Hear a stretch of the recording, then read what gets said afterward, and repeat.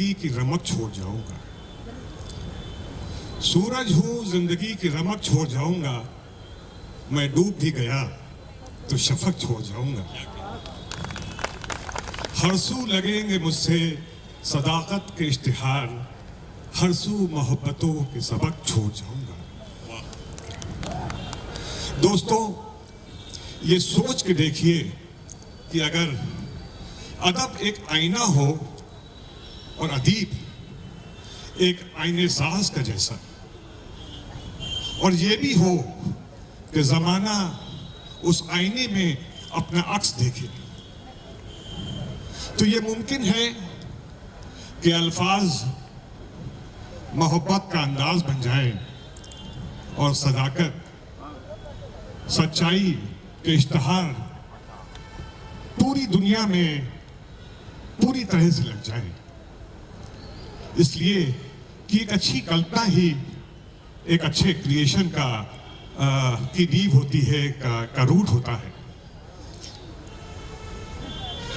मशहूर Russian writer maxim Gorky ने कहा था कि दुनिया में अच्छी बातें कम हैं, सबसे अच्छी और सबसे ऊंची बात होती है अच्छी बातों का कल्पना करना।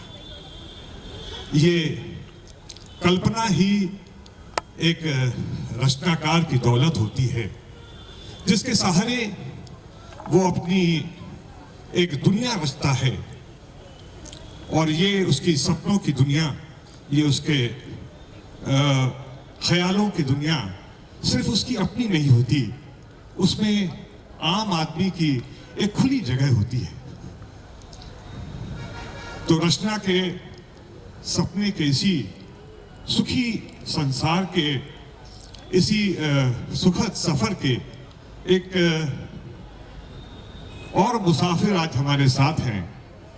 मैं कोस्टल लिटरेचर फेस्टिवल की जानिब से अजय जैन, चंद्रशेखर वर्मा जी का और आप तमाम हाज़रीन का, नाज़रीन का इस्तकबाल करता हूँ, स्वागत करता हूँ। बहुत शुक्रिया। तो चंद्रशेखर जी, यूं तो कोई भी दो चार शब्द ईमानदारी से लिखने लग जाए तो उसका तो वो एक राइटर, एक शायर, एक क्रिएटर की जमात में शामिल हो जाता है। मगर अपने दुख दर्द, अपनी संवेदनाओं से आगे निकलकर जब आप दूसरे के दिल की आवाज़ को सुनने लगते हैं, उसे समझने लगते हैं और उसको बयां करने की कुव्वत भी उसमें आ जाए, तो मुझे ऐसा लगता है कि परफेक्शन ना सही, लेकिन वो एक मैच्योरिटी की राह पे निकल पड़ता है। उसको अपनी एक आवाज़ मिल जाती है, अपना एक अंदाज मिल जाता है। तो बताओ राइटर, आपको, आपके लिए कितना ज़रूरी है अपनी उस आवाज़ को पाना, उस अंदाज को पाना? आप अपने आप को इस जर्नी में कहाँ पाते हैं? जी अजय जी, सबसे पहले तो मैं भी शुक्रिया अदा करना चाहूँगा कौशल लिटरेचर फेस्टिवल का, उन्होंने मुझे ये मौका दिया आपके साथ बात करने का। और जहाँ तक आपके सवाल का ताल्लुक है, ये जो आवाज़ है ये बहुत ज़रूरी है, और ये आवाज़ एक दिन में नहीं बनती जी। इस आवाज़ के लिए आपको बहुत कुछ इनपुट्स ढूंढने पड़ते हैं अपने आसपास। आपको नज़रें, अपने कान, अपनी आँखें, अपना जहन खोल के रखना पड़ता है। जब मैं यहाँ सुबह आया था तो मैं सिर्फ ऑब्जर्व कर रहा था कि क्या हो रहा है। मैं लोगों को सुन रहा था, मैंने गवर्नर साहब को सुना, मैंने पुष्पेश जी को सुना। तो ये सारी आवाज़ें मिलकर आपकी आवाज़ बन जाती है, और जब तक आप ये आवाज़ें अपने अंदर लेंगे नहीं, आप अपनी आवाज़ दे नहीं पाएंगे। और ये आवाज़ें ज़रूरी नहीं कि आवाज़ें हो, ये खामोशी भी हो सकती है। जी जी, बहुत ज़रूरी होती है। दूसरों की खामोशी आपकी आवाज़ बन के निकल सकती है, और ये ज़्यादा ज़रूरी है कि दूसरों की खामोशी को आप अपनी आवाज़ दे सकें। तो आप अपने आप को इस जर्नी में कहाँ पाते हैं? क्या आपको वो आवाज़ मिल गई है या अभी वो तलाश बाकी है? नहीं, देखिए, ये तो कहना बहुत ही गलत होगा कि मैं कहूँ कि वो आवाज़ मुझे मिल गई है। मुझे लगता है कि उस आवाज़ को पाने की जद्दोजहद ज़िंदगी भर चलेगी। ये कोशिश ज़िंदगी भर चालू रहनी चाहिए। जो भी ये समझता है कि उसको आवाज़ पूरी तरह से मिल गई है, वो खुद ही अपने एंड की शुरुआत कर दे रहा है। तो मुझे लगता है कि आवाज़ की तलाश आप लगातार करते रहें, वो आवाज़ आपको धीरे धीरे मिलती रहे। बहुत खूब, इस पे एक शेर मुझे याद आ रहा है कि सारी उम्र लिखते रहे लेकिन वरक सादा रहा, कि सारी उम्र लिखते रहे लेकिन वरक सादा रहा, जाने क्या लफ्ज थे जो हमसे न तहरीर हुए। वाह, तो बिल्कुल सही उपयुक्त शेर आपने कहा इस वक्त। तो जोश मलियाबादी के हवाले से मैंने सुना है कि हम जितना सोचते हैं या सोच पाते हैं उसका बामुश्किल 20 से 25% ही हम बयां कर पाते हैं। तो एज ए राइटर आपको ये तड़प, ये जुस्तजू कितनी ज़रूरी लगती है, या कि आपके अंदर ये तड़प कितनी है कि आप जितना सोच पाते हैं उतना प्रोड्यूस कर पाते हैं कि नहीं? देखिए, ये इस सवाल का उत्तर मैं बहुत व्यक्तिगत रूप से देना चाहूँगा। अलग अलग राइटर्स की अलग अलग सोच हो सकती है, मैं उस पर कॉमेंट नहीं कर रहा हूँ। मुझे ये लगता है कि 2-4 उम्र कम पड़ जाएंगी जितना हम सोचते हैं उसको लिखने के लिए। तो वो जो प्रोसेस ऑफ थॉट है वो एकदम समझ लीजिए कि बिजली की स्पीड से आपके पास थॉट्स आते हैं, लिखने की स्पीड आपकी अपनी वो ह्यूमन है, तो वहाँ पे वो मैच नहीं कर पाता है। बहुत जो ये आप फ्रस्ट्रेशन की बात कर रहे हैं, रात में 1:30 बजे 2 बजे एक मिसरा जहन में आता है और उस वक्त न कागज़ दिखाई पड़ता है न मोबाइल दिखाई पड़ता है, अंदर से एक आवाज़ आती है चुपचाप सो जाओ इस समय। और जब आप सुबह उस मिसरे को तलाशने हैं तो नहीं मिलता है, कहीं वो खो जाता है। तो वो जो आपके पास आ रहा है उसको आप रिटेन कर लें और उसको आप कागज़ पे उतार दें, ये काम बहुत मुश्किल है। उसका जो आपने अभी बोला कि 20-30% अगर उतार पाएँ तो मुझे लगता है कि बहुत फ्रूटफुल होगी। बहुत बहुत अच्छा जवाब दिया आपने इसका। तो अब अगर ये बात करें आपकी ये किताब जो है अपनी 14 लेफ्ट 14 राइट जी, मुझे नहीं मालूम कि नाम के सिलसिले में आप क्या सोचते हैं, हमारे ऑडियंस क्या सोचते हैं, लेकिन मेरा ऐसा मानना है कि नाम वो एक दिए के जैसा होता है जो हम किसी गोशे में, किसी कोने में जलाते हैं और जो लगातार हमें अपनी तरफ आकर्षित करता रहता है। तो मैं सबसे पहले आपसे जानना चाहूँगा कि आपका इस नाम को लेके आप क्या सोचते हैं, और ये नाम 14 लेफ्ट 14 राइट बड़ा ही इंक्विजिटिव नाम है, ये कैसे आया, इसके पीछे क्या कहानी है? देखिए, इसके पीछे कोई बहुत लंबी कहानी तो नहीं है, छोटी सी कहानी है जिसका नाम है 14 लेफ्ट 14 राइट। और ये कहानी जो मेरी 21 कहानियां हैं उनमें मैंने सभी के टाइटल पे गौर किया कि किताब का शीर्षक क्या होना चाहिए, और मुझे ये लगा कि ये नाम थोड़ा सा इंट्रीगिंग है। अब इस कहानी का शीर्षक ऐसा क्यों हुआ, क्योंकि कहानी में कुछ ऐसी घटनाएं हैं जिसमें ये नाम बड़ा उपयुक्त मुझे लगा कि ये कहानी का जो इमोशन है उसको सही ढंग से रिप्रेजेंट कर रहा है ये नाम, इसलिए मैंने ये नाम चुन लिया। जब मैंने माफ कीजिएगा, जब मैंने ये नाम पहली बार सुना, मैंने किताब नहीं पढ़ी थी तब तक, तो मेरे जहन में कई तरह की चीज़ें आई कि शायद इसमें 28 कहानियाँ होंगी, 14 कुछ लेफ्टिस्ट टाइप की होंगी, कुछ 14 राइटिस्ट टाइप की होंगी, और मतलब उस इंटरेस्ट से तो वो जैसे आपने सही कहा कि बड़ी इंट्रीगिंग होता है। आप एक इमेज बनाते हैं इस किताब की उस नाम को लेकर। देखिए, ये सवाल बहुत सारे ऐसे सवाल आए और सुबह से भी आ रहे हैं कि इसमें है क्या, ये 14 लेफ्ट 14 राइट है जो आजकल जैसे पॉलिटिकल सीन को देखें कि कुछ लेफ्टिस्ट, आपने बोला वो बात कि आपने दोनों को बराबर रखने की, आधों को 14 राइट में डाल दिया, आधों को लेफ्ट में डाल दिया। और एक बड़ी जेन्युइन सी शिकायत मेरे सामने आई मेरे एक पाठक की, ये साहब हमने तो 28 कहानियां समझ के किताब खरीदी थी, इसमें 21 ही निकली। तो मैंने उनसे पूछा आपने किताब के दाम कितने दिए? बोले 199 की थी, 150 की पड़ी।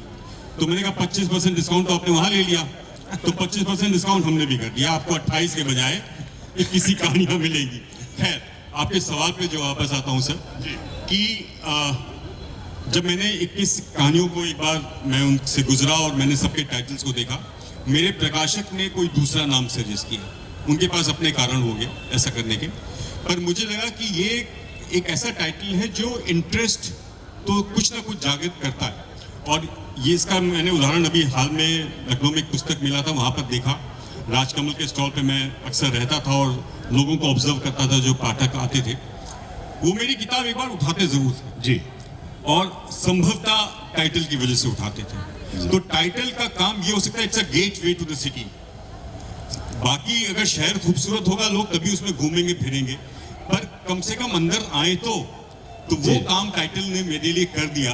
जी, तो जी। मुझे ये फीडबैक मिला कि टाइटल से हमने आपकी किताब खरीद ली, उसके बाद हमें अच्छी लगी बुरी लगी वो अलग की बात है, पर कम से कम खरीद ली, और एक बार खरीद लेंगे तभी पढ़ेंगे, मुझे ये मालूम है। जी। तो मैं अभी ये टेल ऑफ टाइटल से के ट्रायंगल से बाहर नहीं निकलना चाहता। जी जैसे कि बताया गया स्टेज से कि आपकी पहली किताब अंग्रेजी में थी, और उसका भी बड़ा इंटरेस्टिंग नाम है, four corners ji, corners of corners of straight line. जी। तो इसके बारे में बताएं कि पहली किताब अंग्रेजी में क्यों आई, और ये टाइटल कैसे आया। तो मैं पहले टाइटल से शुरू करता हूँ। ओके। मैंने इस किताब को लिखने में मुझे करीब 2 साल का समय लगा, क्योंकि काफ़ी बड़ी हो गई थी किताब। उसका जो थीम था उसमें कुछ बढ़ती जा रही थी, और मेरा टारगेट था कि मैं 1.5 लाख कह रहा हूँ, करीब 60-65 हज़ार शब्दों तक जाऊँगा। लेकिन जो बढ़ती गई तो करीब करीब मेरे हिसाब से वो किताब 300 पन्नों की है शायद। ओके। और डबल द साइज आप जो नॉर्मल आजकल नॉवेल्स होती हैं। जी हाँ। तो उसमें 4 कहानियां हैं एक व्यक्ति की, जो उसकी ज़िंदगी में 4 महिलाएं आती हैं अलग अलग वक्त पर, और they represent one part of the human anatomy, heart, mind, body and soul. तो जैसे उसका पहला अफेयर जो होता है, उस लड़की का जो हार्ट पार्ट है, इमोशनल पार्ट है, वो ज़्यादा डोमिनेंट है। ओके। फिर then the physical part, then the spiritual part, then the intellectual part, ऐसे करके 4 कहानियां हैं। तो उसका टाइटल मुझे बहुत वक्त लगा मुझे उस टाइटल को सोचने में, मैं क्या टाइटल रखूं जो मेरी बात को ठीक से समझा सके। तो 2 ही तरीके होते हैं अच्छे टाइटल के, या तो वो टोटली कन्विंस कर दे रीडर को, या फिर टोटली कंफ्यूज कर दे रीडर को। वाह, क्या बात है, बहुत अच्छा। तो मुझे चांस की बात है, ऐसा टाइटल मिल गया जो कन्विंस भी कर रहा था और थोड़ा सा कंफ्यूज भी कर रहा था। काफी कंफ्यूज कर रहा जी।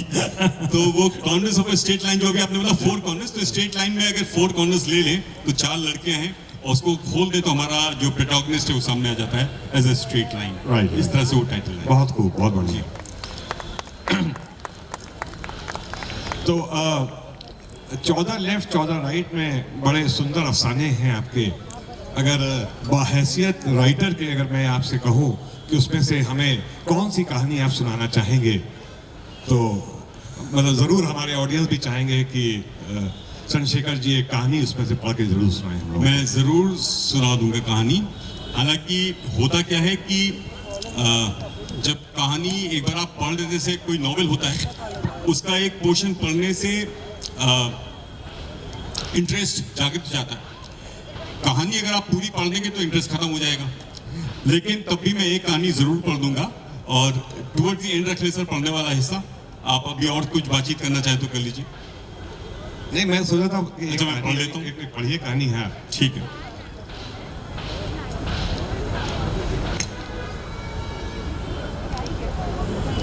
होता क्या है कि ऑडियंस से मुखातिब होकर ये कहना चाहता हूँ कि मुझे मालूम है कहानी सुनना कभी कभी बहुत उबाऊ और बोरिंग काम हो सकता है। कम से कम मैं अगर आपकी जगह बैठा होता तो यही सोचता। कविता सुनने में मज़ा आता है, कहानी पढ़ने में मज़ा आता है, पर इस किताब में कुछ ऐसी कहानियां हैं जो 1-1.5 पन्ने की भी हैं, और अगर आप ध्यान से इस कहानी को सुनेंगे तो मैं उम्मीद कर सकता हूं कि आप लोग को शायद थोड़ा आनंद आए, लेकिन इसमें आपको ध्यान देना पड़ेगा।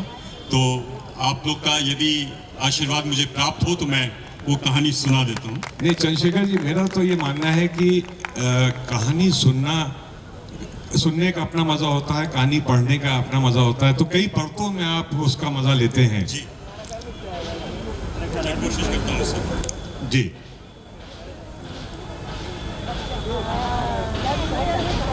इस कहानी का शीर्षक है डब्बू, और मुझे बहुत पसंद है ये कहानी। आप लोग का थोड़ा सा ध्यान चाहूंगा। कहानी कुछ यूं है कि अंजना जी को पशु पक्षियों से बहुत प्रेम है। गर्मी आते ही उनके घर के बाहर पशुओं और पंछियों के लिए पानी रख दिया जाता है। वो उन तमाम संस्थाओं की सदस्य हैं जो जानवरों को मुफ्त इलाज और दवाइयाँ मुहैया कराती हैं। एक दिन वो मुझे एक कार्यक्रम में मिली और मुझसे बोली, शेखर जी मेरे दोनों बच्चे बाहर पढ़ने चले गए हैं, मेरा घर सूना हो गया है। सो हमने सोचा है कि हम एक छोटे से कुत्ते के पिल्ले को गोद लेंगे। मुझे अंजना जी की बात सुनकर बहुत अच्छा लगा। ये कितनी अच्छी बात है कि किसी के दिल में जानवरों के लिए भी इंसान जैसी संवेदना हो। आप इस काम में मेरी कुछ मदद कर देंगे? अंजना जी ने मुझसे पूछा। क्या आप ऐसे किसी कैनल क्लब को जानते हैं जहां मुझे एक पपी मिल जाए? जरूर। अंजना जी सक्षम महिला है, उनके घर में एक जानवर अच्छे से पल जाएगा। ये सोचकर मैंने अपने मित्र सौमित्र को फोन करके अगले दिन का अपॉइंटमेंट ले लिया। सौमित्र का लखनऊ से करीब 30 किलोमीटर दूर सुल्तानपुर रोड पर एक फार्म हाउस था। अंजना जी अगले दिन नियत समय पर अपनी गाड़ी लेकर मुझे पिक करने आ गई। उनकी गाड़ी में पहले से ही कॉलर, लीश और डॉग फूड रखा हुआ था। मैंने सारी तैयारी कर ली है। अंजना जी काफी उत्साहित दिख रही थी। सौमित्र के फार्म हाउस पे हमने अद्भुत नजारा देखा। सैकड़ों अलग अलग उम्र और ब्रीड के कुत्ते एक बहुत बड़े से क्षेत्र में विचरण कर रहे थे। वे दौड़ रहे थे, खा रहे थे, लेटे हुए थे या आपस में खेल रहे थे। एक अलग ही निश्चल दुनिया थी उनकी। नमस्कार अंजना जी, मैं आपकी क्या मदद कर सकता हूँ? सौमित्र ने गर्मजोशी से अंजना जी का स्वागत किया। सौमित्र जी, मैं आपसे बहुत प्रभावित हूँ। आप कितना नेक काम कर रहे हैं। नहीं अंजना जी, हम स्वयं नेक काम कहाँ करते हैं, ये सब तो ईश्वर हमसे करवाता है। सौमित्र बोला। शेखर ने मुझे बताया था कि आपको भी पशु पक्षियों से बहुत प्रेम है और मुझे ऐसे लोगों से मिलकर अत्यधिक आनंद की अनुभूति होती है।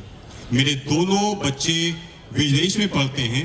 घर में मेरे पति और मैं, बस यही दो लोग हैं। तो हम चाहते हैं कि हमारे घर में हमारे पास एक छोटा सा पपी हमारे परिवार का हिस्सा बने। बहुत ही नेक ख्याल है आपका, सौमित्र बोला और उसने इशारा करके एक छोटे से प्यारे से पिल्ले को अपने पास बुलाया। ये हमारे फार्म का सबसे दुलारा पपी है। टाइगर नाम है इसका। प्यार का भूखा है, आपके घर जाकर बहुत खुश रहेगा। टाइगर और अंजना जी की नजरें मिल गईं। जहां टाइगर अंजना जी में मां का वात्सल्य ढूंढ रहा था, वहीं अंजना जी टाइगर के दुबले पतले शरीर को नजरों से टटोल कर उसकी पेडिग्री खोज रही थी। दुम, नाक, कान और मुंह। अंजना जी ने सभी को बहुत गौर से देखा और फिर सौमित्र से पूछा, इस कुत्ते की ब्रीड क्या है? ये तो मुझे नहीं मालूम। मेरी टीम का कोई सदस्य इसे शायद सड़क से उठाकर लाया होगा।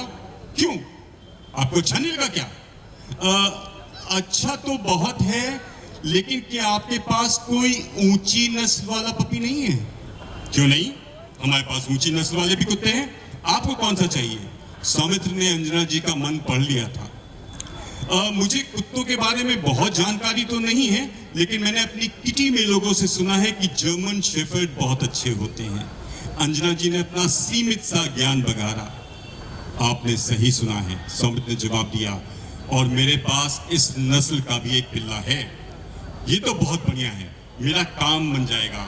अन्ना जी उत्साहित होकर बोली। आप बस एक मिनट रुकिए, मैं जर्मन शेफर्ड लेकर आता हूँ। सौमित्र ये कहकर थोड़ी देर के लिए कुत्तों के बीच में चला गया और एक गठे हुए बदन वाले पिल्ले के साथ वापस आया।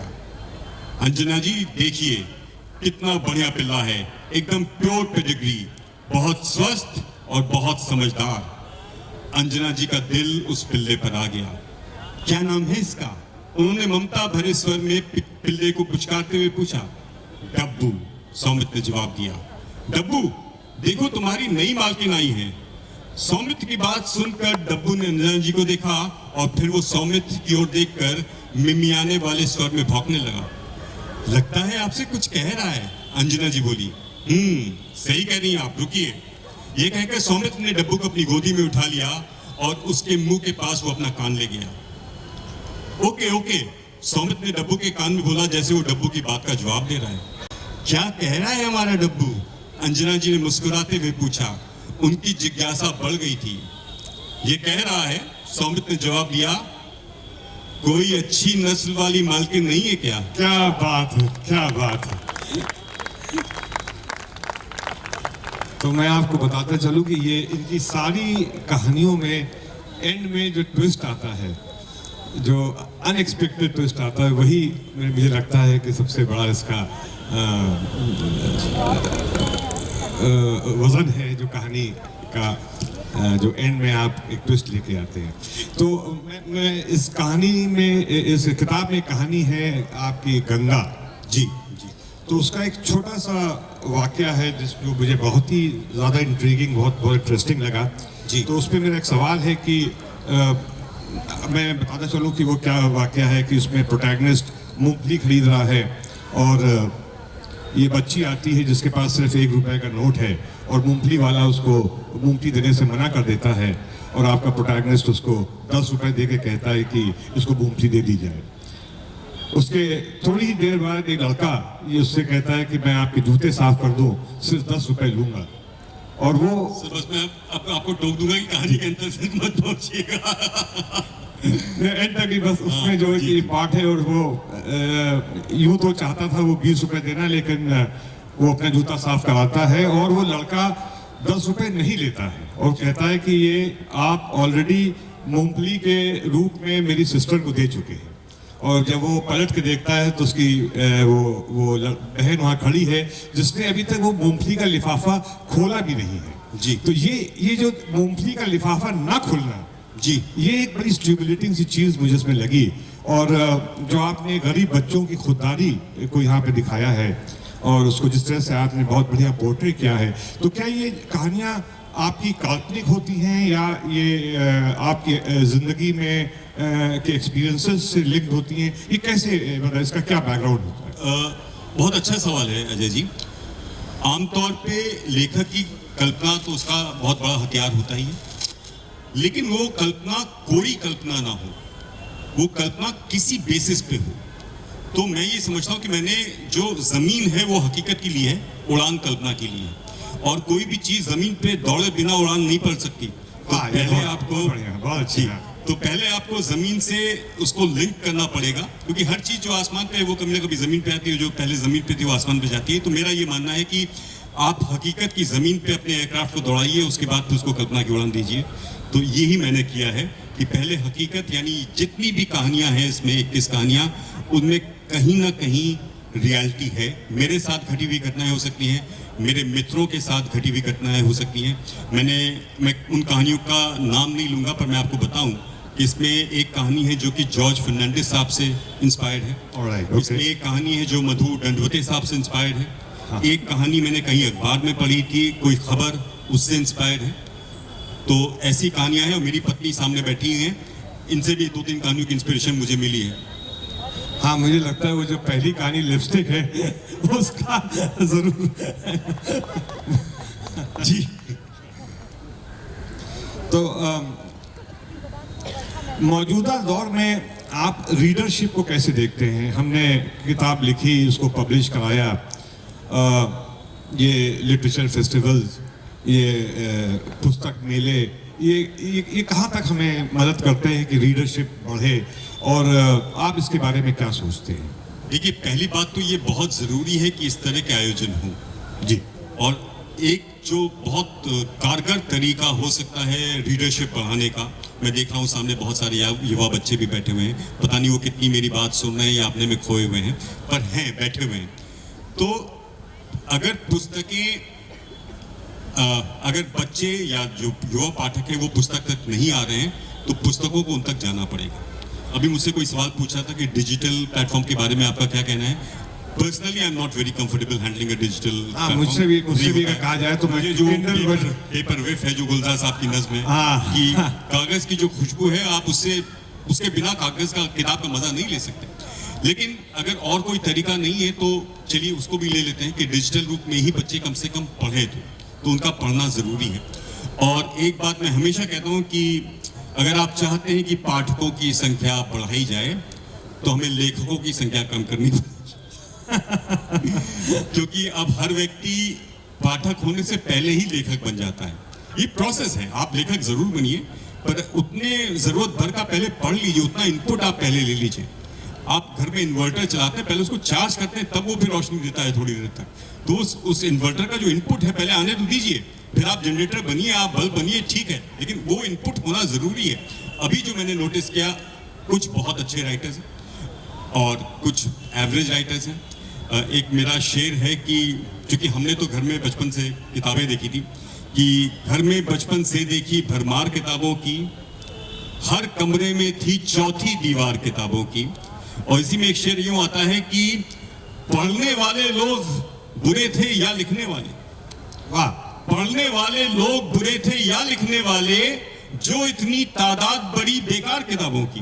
वाह वाह, क्या बात है। तो ये इसमें लेखकों ने मामले को गड़बड़ाया या पाठकों ने मामले को गड़बड़ाया नहीं मालूम, पर मामला गड़बड़ाया है, ये बात पक्की है।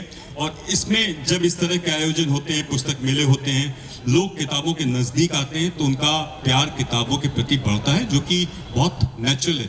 बड़ी ग्लैमरस सी चीज है, बड़ी अट्रैक्टिव सी चीज है किताब जी। हम सब ने बचपन में जब अपने स्कूल बुक्स को की खुशबू सूंघी थी, तो वो जो फैसिनेशन था नई किताबों का, कागज की खुशबू का, वो बहुत जरूरी है। यहाँ जितने भी बच्चे बैठे हैं, मैं सबसे यही कहूंगा कि जो भी आपका मन हो पढ़ें, लेकिन पढ़ें जरूर। हाँ, मुझे तो याद है कि हम लोग इतने इमोशनल होते थे किताबों को लेके। किसी ने बोरो भी की है, तो जब तक वो किताब वापस नहीं आ जाती थी, कांटा सा रहता था। एक कांटा तो चुभता रहता था आपके अंदर हमेशा। जी हाँ। तो ये स्वाइप करती हुई उंगलियां जो आजकल इलेक्ट्रॉनिक मीडिया पे, ये किताबों पे कैसे आएंगी? मतलब इसको जैसे किंडल वर्जन है, मैं नहीं पढ़ सकता किंडल वर्जन, मुझे वो किताब चाहिए जी। तो वो हम कैसे लेके आ सकते हैं इस जनरेशन में कि वो एक्चुअली कागज पे वो स्याह अक्षरों को पढ़ना शुरू करें, उसकी फील उनको मिले। देखिए, एक वाकया है कि मुझे लौकी एकदम पसंद नहीं थी जी। और एक दिन मेरी माँ ने मुझसे पूछा था कि तुम्हें लौकी क्यों नहीं पसंद है? तुम्हें नहीं पसंद है? तो बोलते अच्छा आज मैं बनाती हूँ तुम्हारे लिए लौकी। उन्होंने लौकी बनाई और मुझे कहा आप तुम इसको खाओ, मुझे पसंद आ गई। तो उनका जवाब ये था कि बेटा तुम्हें लौकी इसलिए नहीं पसंद है कि तुमने लौकी खाई नहीं है। तो आप किताब पसंद आपको तब आएगी जब आप किताब पढ़ना शुरू करेंगे। जी, तो ये बहुत जरूरी है कि आप किताब पढ़ना शुरू करें। और फिर मैं एक बार फिर रिक्वेस्ट करूंगा कि आपको जो मन हो पढ़ने का वो आप पढ़ें। और मैं चाहूंगा कि आगे बुला लूं क्वेश्चंस।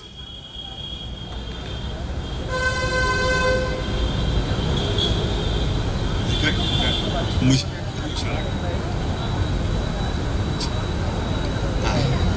जी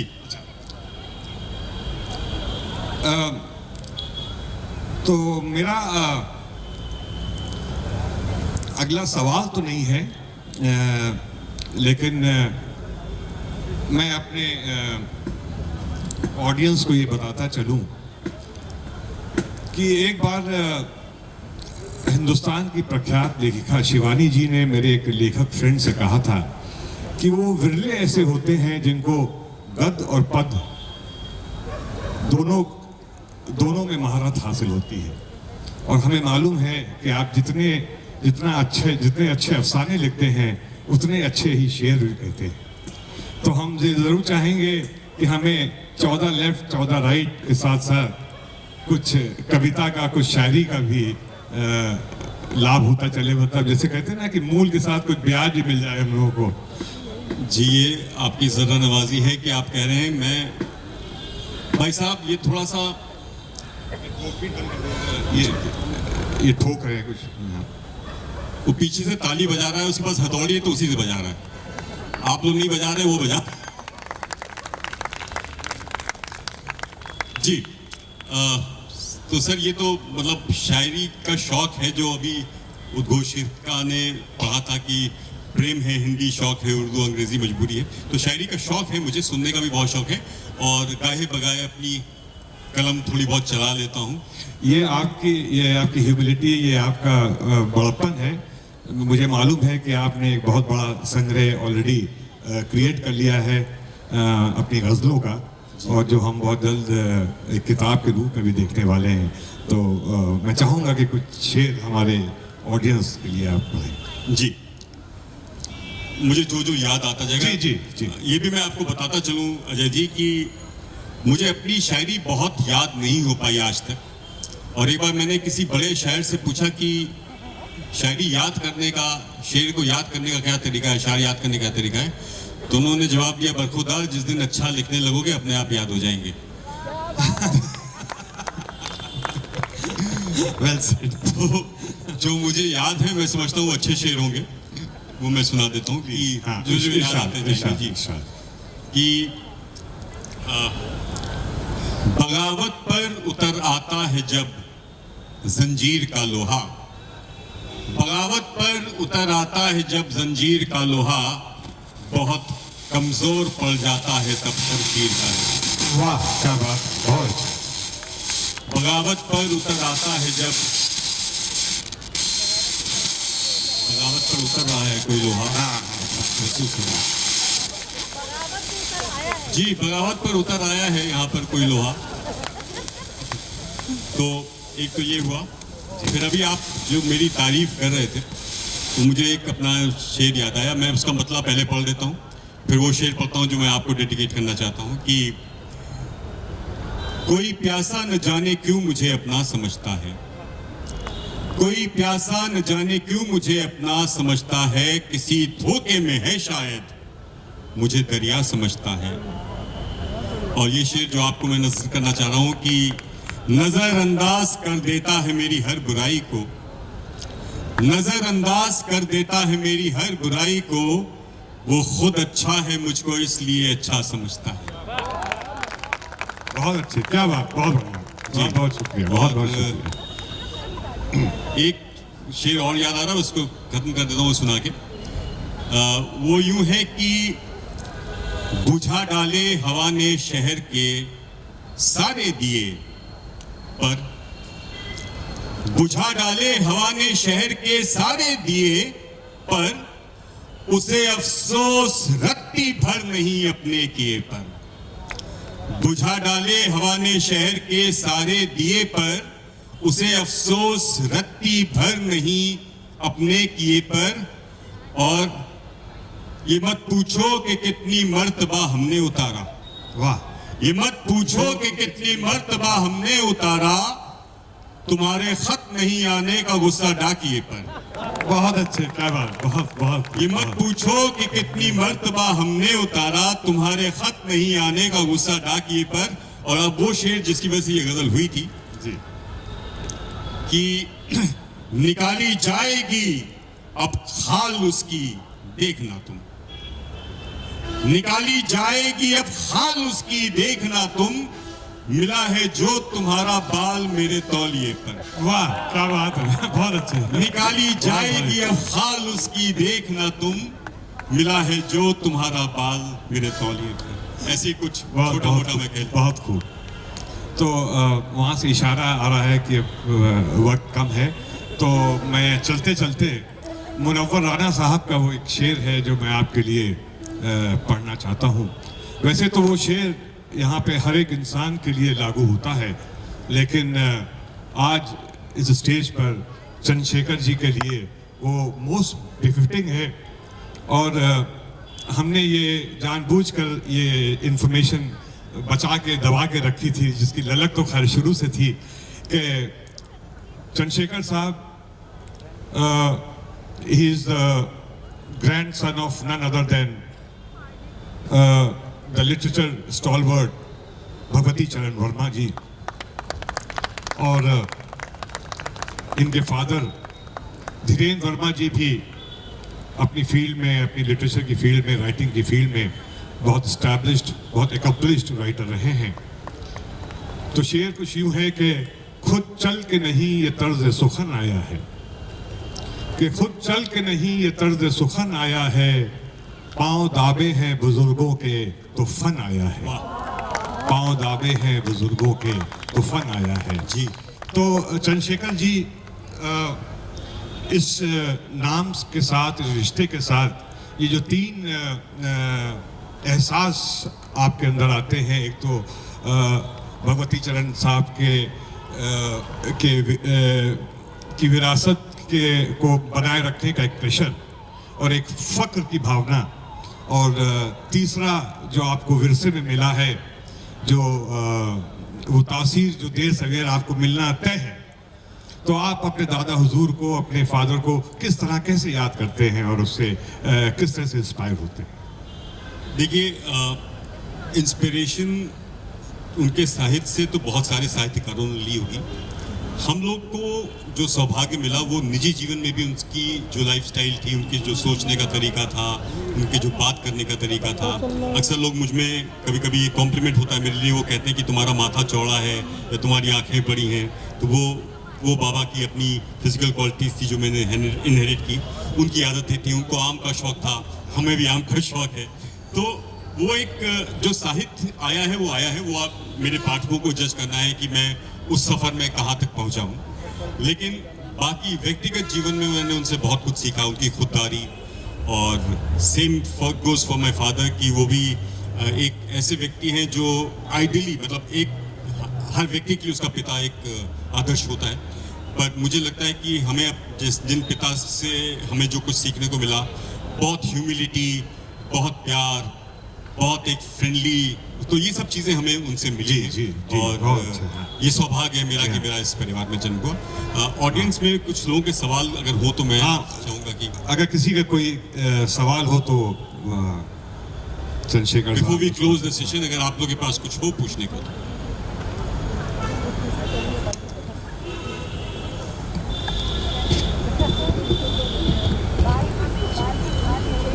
हाँ जी, आपकी कहानी गंगा, मेरी आवाज आ रही है आप तक? मुझे तो आ रही है, बाकी लोग तो आ रही कि नहीं आ रही। वो आपके बगल में आ गई है बच्ची, माइक वो लेके। माइक ले लीजिए।